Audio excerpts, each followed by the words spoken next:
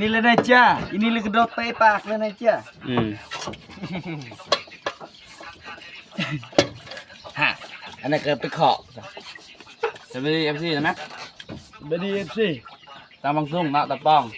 บางซุ่งตะป้องปะต้งนาว่าถึงหน้าแพงหอยม่วงมาดูโคคือเก่าเนาะพี่เนาะเก่งพามได้เก่งพามได้เก่งพามพวกนี้เอฟซีโบราณมีแต่แพนมีแต่แพนไทยแพนคอยนี่แหละบริเวณแพนขาแพนคอย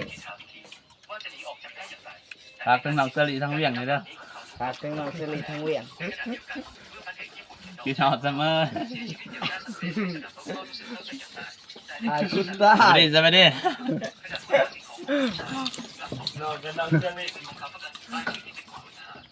คุยกันบ่ได้เบ้ยตัวง่างก็มัวแล้วคุยกันได้ก็จะแบบอาจารย์ดีว่าจะได้ขอ